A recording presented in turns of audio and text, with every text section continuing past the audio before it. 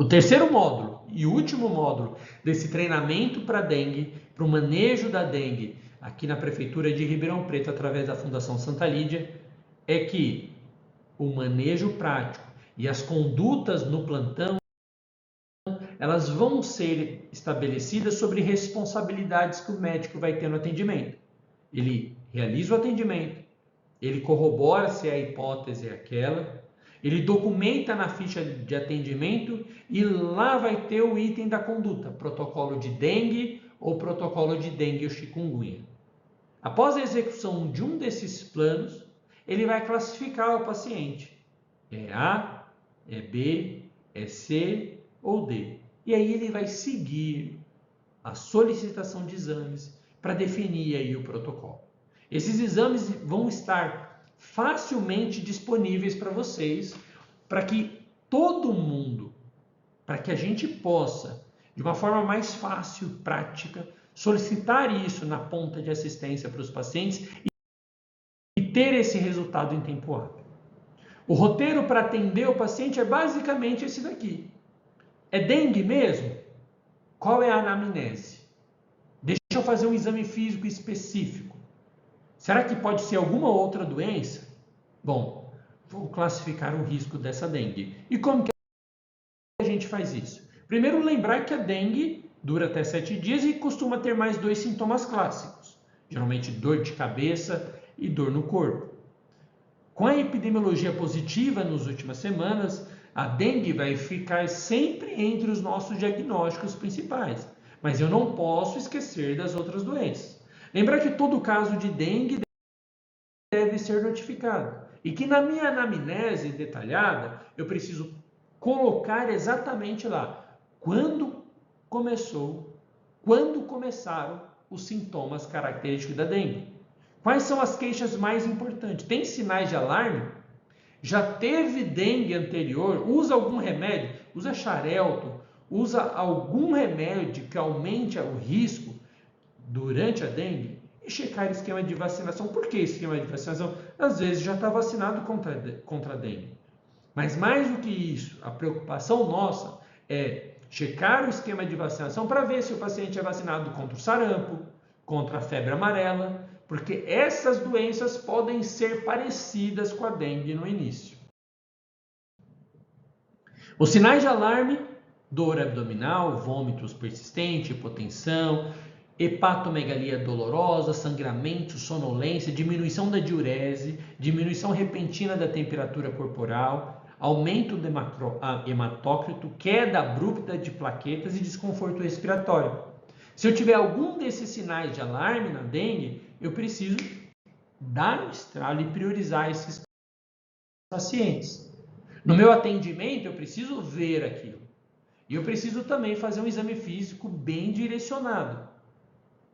Nível de consciência, ver se tem sangramentos, medir o grau e estado de hidratação, avaliar a presença de edema, ver o enchimento capilar, medir os sinais vitais e fazer a prova do laço. Todos os pacientes precisam passar por essa avaliação. Eu não posso deixar passar nada. Nada pode passar batido na avaliação do meu paciente. Nenhum desses aspectos pode ficar para trás durante o atendimento. Até porque, depois de identificado um paciente mais grave, eu vou precisar de tempo em tempo olhar lá o nível de consciência. Eu vou ter que olhar lá o enchimento capilar, as extremidades, o volume do pulso, o ritmo cardíaco, a pressão. Então, se eu tenho um paciente grave internado comigo, se eu tenho um paciente grupo C, grupo D, se esse paciente está internado comigo, eu vou ter que fazer de tempo em tempo, regularmente, a avaliação desses parâmetros, para eu saber se esse paciente está melhorando com a minha expansão ou está piorando mesmo com a minha expansão volêmica adequada. Nós vamos disponibilizar uma ficha com todas essas indicações para que fique muito fácil o atendimento. Então, acho que é dengue. Está aqui a ficha para você atender o paciente. Está aqui a ficha já mapeando grupos de risco, mapeando o que eu preciso perguntar, mapeando já o que eu preciso examinar, colocando já sugestões de diagnóstico diferenciais. Aí eu classifico o paciente e lá na classificação, olha só que ficha maravilhosa que está sendo fornecida para a gente atuar agora, para trazer extrema organização e agilidade. Se é grupo A, hemograma, e vai lá avaliar na UBDS coletando NS1. Se é grupo B, hemograma mais NS1 e a gente espera o resultado do hemograma aqui na unidade. É muito bom usar esse roteiro para que vocês fiquem atentos ao que fazer. A gente vai repetir isso tantas vezes durante a epidemia que em abril, que é onde bate o pico da dengue, nós estaremos todos craques e com muito trabalho, sem nenhuma vida perdida. A classificação de risco, então, ela vai acordar exatamente baseado nessas estratégias. Se é grupo A, vai lá para o posto de saúde. Se é grupo B, é uma prioridade que não é urgente. C, urgente, e D, vai precisar ir para a UTI. Esse é o manejo que a gente vai colocar aqui para todo mundo para orientar. Vejam só, ele passa por uma triagem, ele é orientado sobre o fluxo de atendimento, a gente vê se ele é suspeita de dengue, se sim ele vai para dengue, para a tenda da dengue. Na tenda ele é classificado, grupo A, B, C, D, não, ele é D, ficha vermelha, ele é C, ficha amarela, não, ele não é nem D nem C, vamos fazer a prova do laço e ver se é fatores de risco, porque ele pode não ser A, que colocaria ele no atendimento de teleconsulta. Se ele for B, ele fica com a gente para fazer o primeiro hemograma e a gente tentar expandir esse paciente. Nós estamos fazendo de tudo para priorizar a expansão volêmica desses pacientes, para que eles recebam a hidratação no ponto da assistência, para que eles sejam expandidos o tempo todo. É assim que a gente vai conduzir esses pacientes, então. Se ele é grupo A, exame laboratorial e vai checar lá no posto de saúde. Recebe receitas, orientações, vai seguir lá. Se ele é grupo B, eu começo a dar hidratação via oral, peço os exames. Hematócrito, como está? Está alterado? Como estão os outros sinais? Tem sinais de alarme? Não, não tem nada disso, está tudo normal? Vai para casa fazer seguimento na UBS. Não, esse paciente era grupo C. Não, esse paciente era grupo B, mas o hematócrito veio aumentado. Ele era grupo B, mas apresentou sinais de alarme. A gente vai manejar ele como grupo C. Como que a gente vai reavaliar? Como que a gente vai conduzir esse paciente? Expansão volêmica. 10 ml por quilo hora agora. Vamos correr. Segunda hora. 10 ml quilo hora. Vou manter mais hidratação. Coleto hematócrito. Até 2 horas do início da reposição. Hematócrito. Não está mais concentrado? Ótimo, vou fazer manutenção. Hematócrito subiu ou continua concentrado? Vou repetir isso. Paciente não melhorou, não respondeu, eu vou conduzir ele como grupo D. No grupo D, esse paciente precisa ser monitorizado, precisa ser expandido, precisa ser observado com várias estratégias que a gente vai discutir mais para frente. Então, grupo A, o que eu preciso fazer? É o paciente que não tem fator de risco, não tem prova do laço, tem dengue. Hemograma, repouso, sintomático, atestado, reavaliar esse paciente no tempo que ele pode complicar, ali entre o terceiro e o sexto dia, principalmente crianças e idosos, principalmente pessoas com comorbidades. E lembrar de prescrever hidratação oral para esse paciente. Lembrar desse paciente que ele precisa tomar líquido e repouso o tempo todo para melhorar. Grupo B, ele ganha um hemograma, ele é parecido com o grupo A, mas eu espero o resultado dele aqui no hospital. Ele é o paciente que tem ou condições clínicas ruins, ou teve a prova do laço positiva, e ainda não tem sinais de alarme, mas pode ser que venha a ter. Então, o que a gente precisa fazer? Olhar se ele tem hematócrito alterado. Se ele tiver hematócrito alterado, eu vou manejar esse paciente para grupo C.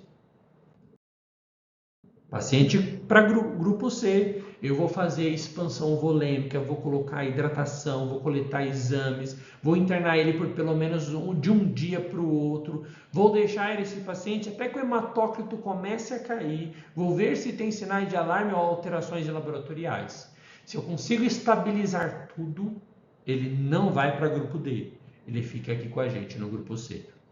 Porque o grupo D é o paciente que tem que ir para internação em terapia intensiva. Hidratação muito vigorosa, reavaliação clínica de tempo em tempo, é hematócrito a cada 2 horas e eu posso até considerar coloide, albumina e lembrar que esses pacientes, mesmo graves, mesmo com plaquetas baixas, não têm indicação absoluta de fazer transfusão de plaquetas para esses casos. A transfusão de plaqueta a gente faz apenas em caráter de exceção. Quando? Plaquetas menos de 50 mil e sangramento no sistema nervoso central. Muito azar.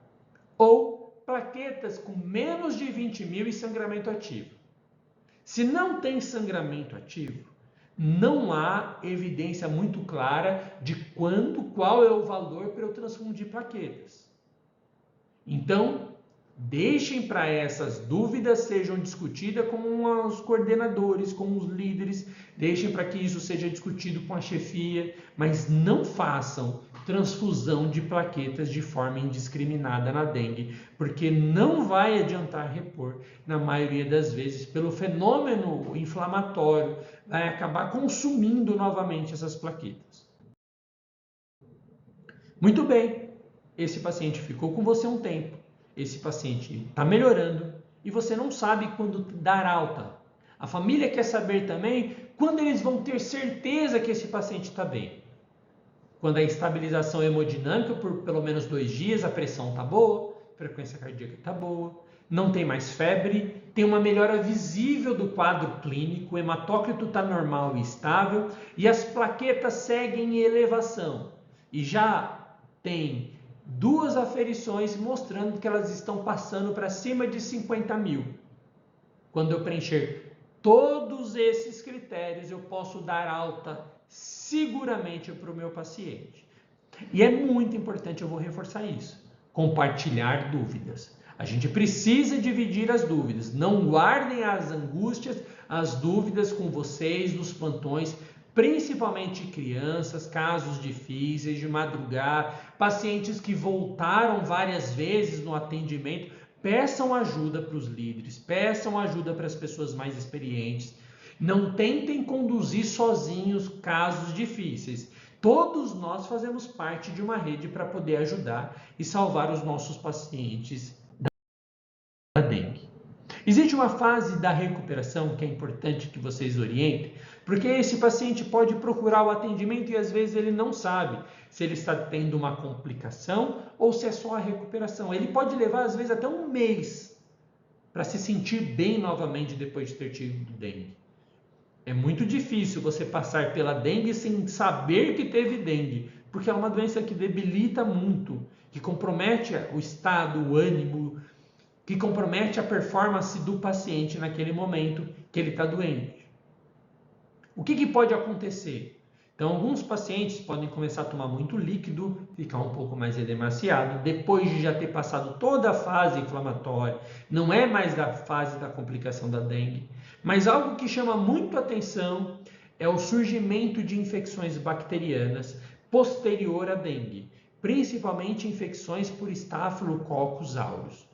Fiquem atentos, pacientes que depois de 7, 10, 15 dias depois de ter tido dengue, principalmente formas mais graves, inflamatórias, podem desenvolver infecções bacterianas secundárias por Staphylococcus aureus.